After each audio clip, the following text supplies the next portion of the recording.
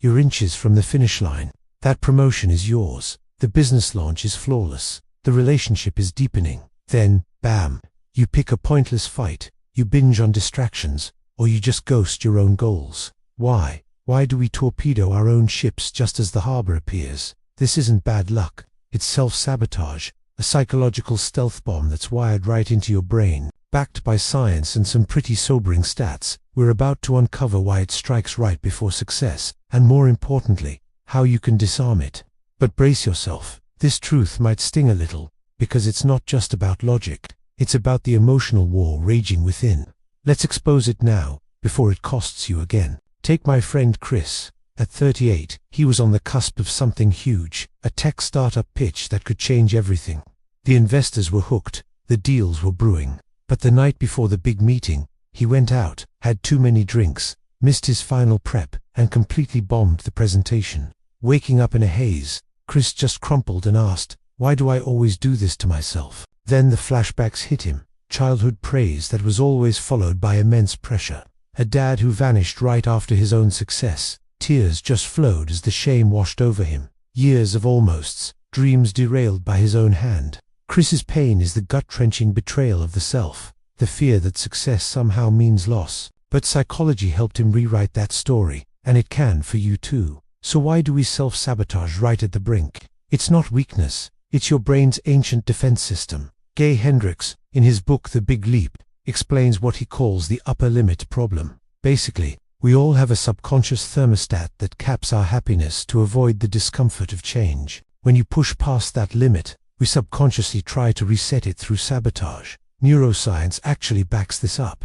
A 2024 UCLA study using fMRI scans showed that the amygdala, our brain's fear hub, activates intensely when we get close to success. It triggers a fight-or-flight response, as if the change itself is a threat. And the stats reveal this is an epidemic. A 2025 survey by the American Psychological Association found that 82% of people experience imposter syndrome, where success feels fraudulent.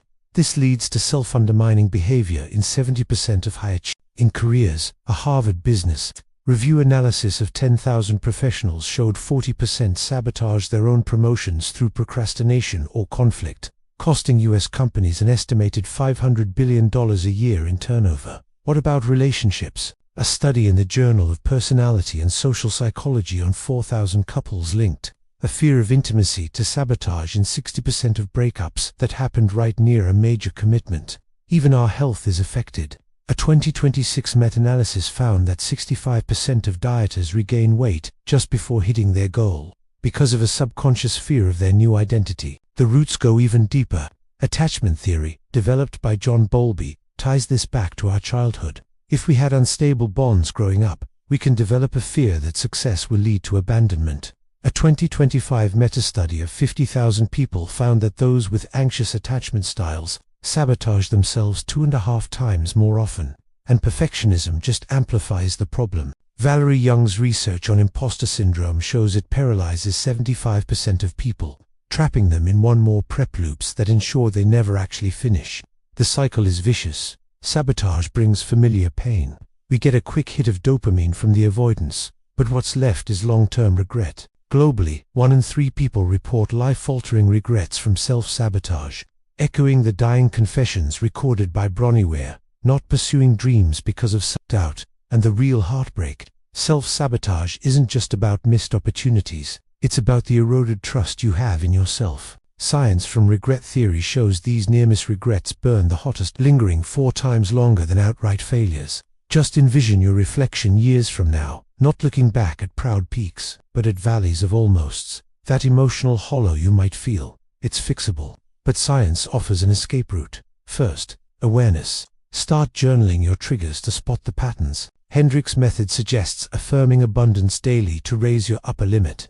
Cognitive behavioral therapy, or CBT, helps rewire these thoughts through exposure. A 2026 trial showed it cut sabotage by 50% in just 6 weeks. You can also build resilience by celebrating small wins, which hacks your dopamine system for progress. And mindfulness apps have been shown to reduce amygdala overdrive by 35%. You are not broken. Your brain is just trying to protect you from outdated fears. It's time to update its software. So, Why do we self-sabotage right before success? Because our minds fear the unknown summit more than the familiar valley. But you were built to conquer. Spot the signs and rewrite the script. What's one fear you're going to face today? If any of this resonated with you, I'd be so grateful if you'd consider following for more. Thank you so much for watching.